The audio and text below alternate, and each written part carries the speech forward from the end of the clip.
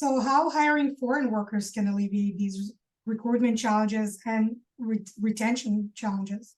Absolutely. So there are many benefits to this. So first off, with a Canadian worker, a permanent resident worker, okay, there's not anything really on the line. Now I get it, you got a paycheck, you need to have a job. There's that on the line. So okay, I'm not saying there's nothing on the line, but it's very easy for a Canadian to do exactly what I just said. It's just, hey, you know what? I don't like this job anymore. I don't want to be here. I quit. And that's it. They just drop everything and they quit. And you're lucky to get 2 weeks, by the way, 2 weeks notice. Most of the time, especially in the hospitality industry, they just stop showing up for shifts. It's called quiet quitting, right? And that's a major problem you're going to experience with Canadian workers because it's just not that motivation. There's this thought where it's just like, hey, I can go anywhere else and get the same paycheck. It's all good, right? There's nothing bigger on the line. With foreign workers, they are invested, and I'll tell you why. First off, they do not have the ability, and this is very important that most employers don't know, they do not have the ability to just quit and go across the street and work for your competitor. They are locked in. When they get their work visa, they can only work for you in that position. They cannot drop everything and go, you know what, I don't like this anymore. I'm going to go across the street to your competitor. They can't do that. Okay. So that's the first big advantage. Number two, they have something bigger on the line. It's called Canadian permanent residence. I would say 95% of the workers that I help immigrate to Canada come with their families, usually families of 4, 2 children, and a married couple, okay? And their bid for Canadian permanent residence rests on one big thing: keeping your job. So essentially, by quitting or doing a bad job at the position you've offered them, they're also quitting the country, essentially, for not only themselves, but their families. And these people want nothing more than to get permanent residence, not just for themselves individually, but for their children as well. They want a good education for their kids. And by quote unquote sponsoring them, you're giving them that opportunity. Marina, in 8.5 years of doing this, I've only had 2 employees, temporary foreign workers, that didn't work out. One was because the timing didn't work out and they got homesick. Not much you can do about that. That happens. Number 2, the person was just not performing properly. But I'll tell you this, that second person, they got a talking to by management, and they instantly became employee of the month for 12 consecutive months. Yeah. Because they understand what's on the line. So that's the big draw. That's the big advantage for employers. It's also, if I may add to this, is that the people who are coming from maybe third world countries and to work for companies in positions that are less desirable in our mindset, in our criteria as local, as educated people, as somebody who, I don't want to say the word, but a lot of people who were born in Canada feel entitled to what they expect to get. And they feel entitled whether they deserve it or not, just by the privilege of being born in a free country that gives you opportunities.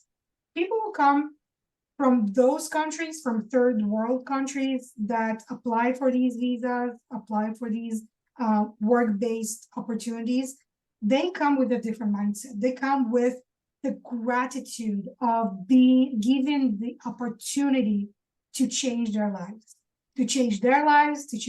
I'm getting goosebumps, to change the lives of their families. And it's all about how they look at, I'm yelling, how they look at those jobs and those opportunities. Then the second person you used as an example, they might have not understood not only what is in line or at line by not performing well, but also they might not have understood the expectations of the company that hired them. Why? Because the culture is different, the expectations are different. So just by talking to them and explaining to them, listen, forget for a second what is at line on the line if you decide not to perform well, which is going back to your country of origin and your visa being canceled and probably not be able to apply again because you failed the first time, correct me if I'm wrong, or maybe get another opportunity or so. But if you do it this way, and if I give you the right tools, you will be more than successful. Not only that you will be successful at your current position, but if you work hard enough, you can get to higher and higher positions that can pay better. And if your family is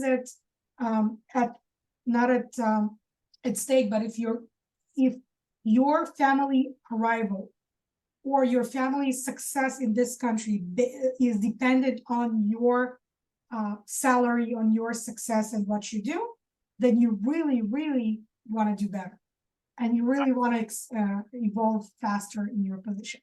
You're absolutely right. And another point that you just made me think of that's really good for employers as well, for employers that are in rural areas, okay, not metropolitan areas, temporary foreign workers have no problems going out to rural areas. In fact, a lot of them prefer it because it reminds them of home, right? I've heard that, especially from Filipino workers that I've brought over here. They're like, we like to live out in the country just like that.